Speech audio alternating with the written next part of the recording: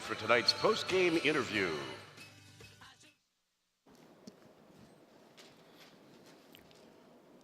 Obviously, Gruby would like to have that second one back, but in a counterintuitive to the results of this game, didn't his performance kind of epitomize what he's brought to the table for you guys this year? I mean, he didn't melt down after that. 2 huge saves in overtime, and a pretty lengthy shootout before that. Yeah, no doubt. He's been our MVP all year, in my opinion. And if we go back to our last two, our last game here, or last game, I should say, against Worcester. I mean, he stole the game for us. So, I thought we had plenty of chances to bail him out for that goal and win the hockey game. I liked our game tonight, but you're right. He made 2 big saves in overtime, and it's unfortunate we couldn't get the shootout win for him there once Burakovsky tied it up and he settled down and made a couple saves. It's just unfortunate we couldn't get the second goal. Obviously, I'm not that big on shootouts, but was there any message there and none of the first-line guys shooting? No, I just, we have a goalie coach for a reason, and we talk every game before in terms of what type of goalie's in the net and what moves will work. And, Stevenson's got that real good move where he comes off the wing with speed, and it didn't work. And Mitchie's been known to do a pretty good move on his breakaway as well. So you just go with the feeling of what we talk about as a staff before, and and then the guys that we normally go with, they all went. Maybe not Galiev, but Galiev I think is 0 for 5 or 0 for 6. He hasn't scored a goal in the shootout yet this year, so I just want to kind of back off in the shootouts with him for a little bit, and Brown hit the crossbar, so just one of those games. We'll take the point and move on. Yeah, you said you were pleased overall. Kind of weird couple of goals there, kind of squippers. Kind of give us an overall analysis of kind of where they came back against you here. Well, I thought the first period we were excellent. I thought all 4 lines were going, and we were active in offensive zone play. We had we had 10 grade A's or 11 grade A's according to how we stat the game, and then we had the 2-0 lead, and Burakovsky's off the track. He has his guy, but just that split second, and next thing you know, it's in the back of your net, and we just couldn't get that second goal. And even late third, Burakovsky and Wellman go in on that 2-on-1, and Dell makes a real big save for them. So it's just unfortunate we couldn't get that third goal to solidify the game, and they got a little bit of a lucky goal. But we're not going to fall Gruby on that because, like I say, he's been excellent all season, and he's bailed us out some games where he's stole games. So we'll just take the shootout loss, take the point, and move on. Alexi just kind of in that rest slot tonight?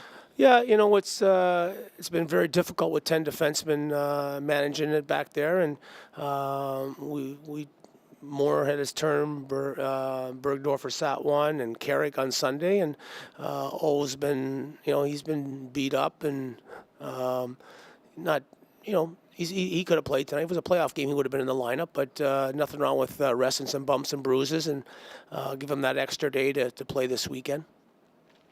Based on what you've seen in the 3 games, is Orlov ready for game duty with the Caps? Well, I think that I thought there was times during the game tonight he looked really good there, and he missed a couple of his shots. His slap shot looks fine.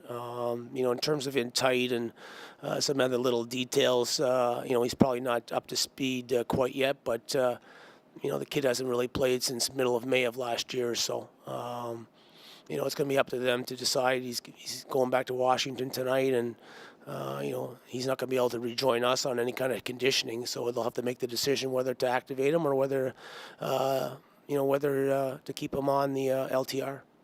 They had a lot to play for, obviously, tonight. Now you got a lot of teams that don't have a lot to play for, but as the message going forward, you got a lot of teams that they're gonna go after you now because they've got nothing to play for, basically. Exactly, and teams play for pride, and Norfolk's always, they play tough. I know they haven't scored a ton this year. I think they're 30th in goals for, but they always play hard. They're a big team, and certainly at home. And, Wilkes-Barre won tonight, so even though we may have gained 1 point in the clinching of the division, there's still 7 points. So lots to play for here, and we want to win the week. and that's the goal. So in order to win the Wink, we have to find a way to find 3 points down there out of 4. So that won't be easy on the road. So nothing's going to change from our perspective here. What kind of nostalgia are you going to have for the final trip to Norfolk? Well, it's been a good building, and the fans, whether they got 2,000 in the building or 7, they're pretty rowdy down there, and we've had some good success in my experience as the assistant coach and down there, and even beginning of the year, we played great down there, 1-1, and should have won the first game of the season. So we're going to go down there, business as usual, and try and take Friday night here, and it'd be nice to clinch the division as soon as possible because we've got some young kids here that are just getting to know Hershey and finding out how we do things here, and in a perfect world, it'd be great to get them a game towards the end of the season. But until we solidify that division title, it's business as usual for us.